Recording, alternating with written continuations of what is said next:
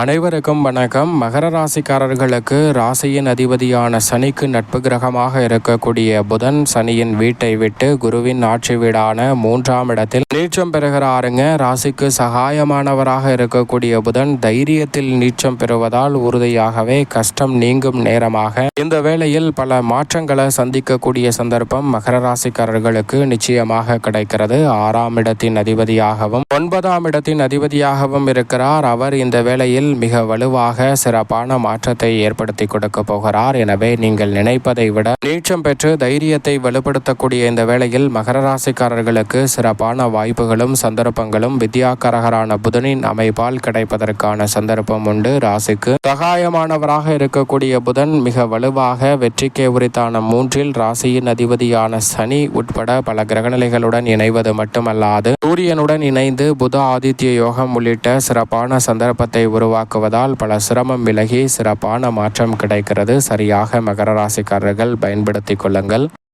பொதுவாக வித்யாகாரகரான புதனை பொறுத்தவரைக்கும் நவ கிரகங்களிலே சூரியனுக்கு மிக அருகாமையில் இருக்கக்கூடிய கிரகமாகவும் ஒளி பொருந்திய கிரகமாகவும் பார்க்கப்படுகிறார். மனித வாழ்வில் எதிரிகளை பந்தாடக்கூடிய அளவிற்கு விவேகத்தை கொடுக்கக்கூடிய ஆற்றல் பெற்றவராக பார்க்கப்படுகிறாருங்க. அவர் கொடுக்கும் ஆற்றல் என்பது எவ்வளவு பெரிய சிக்கல் நிறைந்த காரியமாக இருந்தாலும் அதை சாதகமாக மாற்றிக்கொள்ளக்கூடிய வகையில் நுட்பமான நுணுக்கமான அறிவாற்றலை கொடுக்கக்கூடிய ஆற்றல் பெற்றவர் என்று சொன்னால் அது நிச்சயமாக வித்யாகாரகன் என்று அழைக்கக்கூடிய புதன் தான். அப்படிப்பட்ட புதன் இந்த வேளையில் குருவின் ஆட்சி வீட்டிற்குள் அமர்கிறாருங்க. குருவின் ஆட்சி வீட்டிற்குள் நீச்சம் பெறுகிறார் புதன். புதனை பொறுத்தவரைக்கும் குரு சமகிரகமாகவும் நட்பு கிரகமாகவும் தான் பார்க்கப்படுகிறார். ஆனால் அதே வேளையில் குருவின் பார்வையில் புதன் பகை கிரகமாக இருக்கிறாருங்க.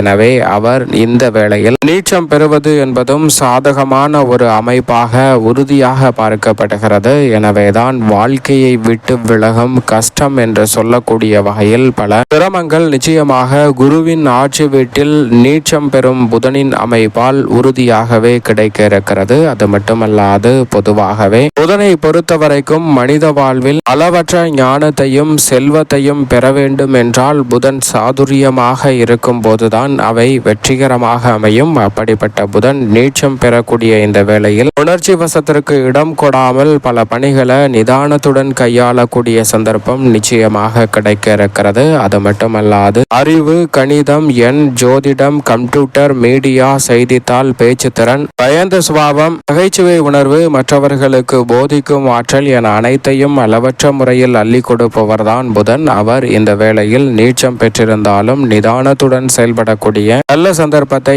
ஏற்படுத்தி கொடுக்க போகிறார். ஏனென்றால் புதன் தனது பார்வையில் குருவை சமகிரகமாக தான் பார்க்கிறார். எனவே குருவின் ஆட்சி வீட்டில் புதன் நீச்சம் பெற்றாலும் தடுமாற்றம் அடையாமல் சில பணிகளை செய்து முடிக்க முடியும். நவ கிரகங்களிலே நட்பை கொண்டாடக்கூடியவராக புதன் பார்க்கப்படுகிறார். அவர் இந்த வேளையில் 12 ராசியில் இறுதி இடமாக இருக்கக்கூடிய குருவின் ஆட்சி வீட்டில் நீச்சம் பெற்றிருக்கக்கூடிய இந்த வேளையில் உணர்ச்சி வசத்திற்கு இடம் கொடாமல் பல பணிகளை நிதானமாக செய்து முடிக்கக்கூடிய சந்தர்ப்பத்தை திட்டவட்டமாக ஏற்படுத்தி கொடுக்கிறார். அதோடு மட்டுமல்லாது அவர் நீச்சம் பெற்றிருக்கக்கூடிய இந்த வேளையில் சில விஷயங்கள் நாம் போதும் என்று போதுமான மனநிலையில் இருந்து விடுவோம். அதுதான் பிற்காலத்தில் நமக்கு பிரச்சனையாக மாறும் என்பதை தற்போது தெரிந்து கொள்ள ஒரு முடியாத சூழல் இருக்கும். அதை உணர்ந்து செயல்படக்கூடிய நல்ல சந்தர்ப்பத்தை இந்த வேளையில் நிச்சயமாக ஏற்படுத்தி கொடுக்க போகிறாருங்க. எனவே சரியாக பயன்படுத்திக் கொள்ளுங்கள். உதாரணமாக ஒரு கதை ஒன்றை பார்க்கலாம். ஒரு எலி ஒன்று இருக்கிறது. அந்த எலி ஒரு அரிசி பானைக்குள் நுழைகிறது. அந்த அரிசி பானை முழுவதும் நிறைய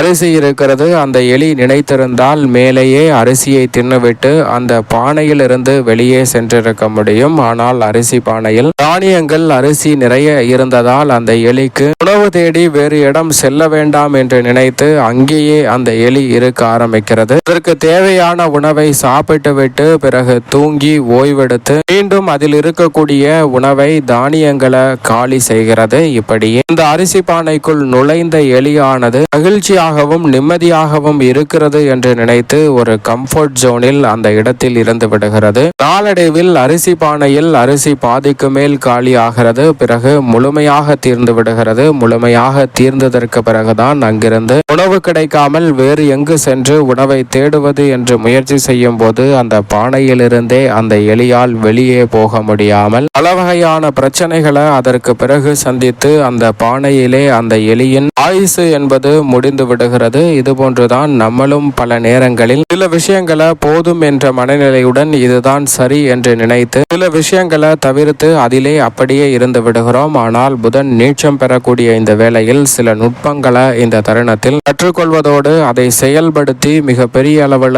சவால் நிறைந்த பணியாக இருந்தாலும் அவற்றை எளிதாக செய்து முடிக்கக்கூடிய நல்ல சந்தர்ப்பத்தை ஏற்படுத்தி கொடுக்கிறார். ஏனென்றால் அவர் நீச்சம் பெற்றாலும் கூட அவரது சமகிரகத்தின் வீட்டில் சஞ்சரிக்கக்கூடிய இந்த வேளையில் உணர்ச்சி வசத்திற்கு இடம் கொடாமல் சரியாக புத்துணர்ச்சியுடன் செயல்படக்கூடிய ஆற்றலை கொடுக்கிறார். உங்களை விட்டு கஷ்டம் நீங்குகிறது என்று சொல்லக்கூடிய வகையில் இந்த தருணத்தில் சிறப்பான மாற்றத்தை உருவாக்குகிறார். பொதுவாக புதன் கெட்டால் புத்தி கெட்டுவிடும் என்று சொல்வார்கள். புதன் நீச்சம் பெற்றாலும் கூட குருவின் வீடு என்பதால் உணர்ச்சி வசத்திற்கு இடம் கொடாமல் முடிவெடுப்பதால் பல பிரச்சனைகளில் இருந்து வெளிவரக்கூடிய நல்ல சந்தர்ப்பம் நிச்சயமாக உண்டு. எனவேதான் குருவின் ஆட்சி வீட்டில் நுழைந்திருக்கும் புதனின் அமைப்பால் கஷ்டம் நீங்கும் வேளையாக இந்த தருணம் அமைகிறது. சரியாக இந்த தருணத்தை நுட்பமாக பயன்படுத்தி கொள்ளுங்கள்.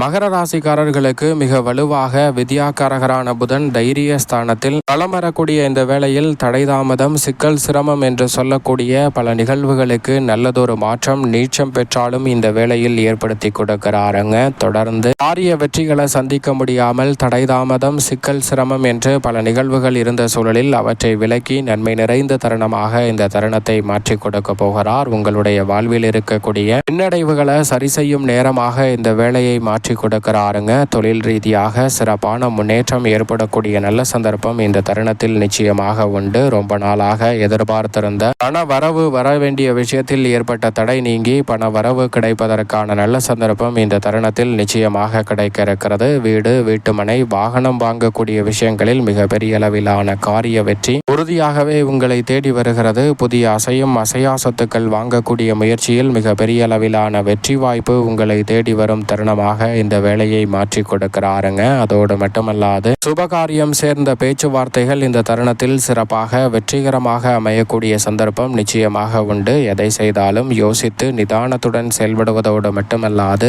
பேராசையை முற்றிலுமாக தகர்த்து செயல்படுவதால் சிறப்பான நல்ல மாற்றமும் முன்னேற்ற வாய்ப்புகளும் இந்த தருணத்தில் உறுதியாகவே கிடைக்க இருக்கிறது. அது மட்டுமல்லாது வீண் விரய செலவுகளை தவிர்த்து முன்கோபத்தை தவிர்த்து சிறப்பாக செயல்படுவதால் சாதுரியமாக பல காரியங்களை வெற்றிகரமாக மாற்றிக்கொள்ளக்கூடிய மதிநுட்பத்தை இந்த வேளையில் புதன் ஏற்படுத்துகிறார். எனவே சிறப்பான வெற்றி வாய்ப்புகள் மகர ராசிக்காரர்களாகிய உங்களை தேடி நிச்சயம் வருகிறது. மேலும் சாதகமாக மாற்றிக்கொள்ள பொன் கிடைத்தாலும் புதன் கிடைக்காது என்று சொல்லக்கூடிய புதன்கிழமை விரதமிருந்து அருகாமையில் உள்ள பெருமாள் சன்னதி சென்று தீபம் ஏற்றி வழிபாடு செய்யுங்கள். மிக சிறப்பான மாறுதல் நிச்சயம் மகர ராசிக்காரர்களாகிய உங்களை தேடி வரும்.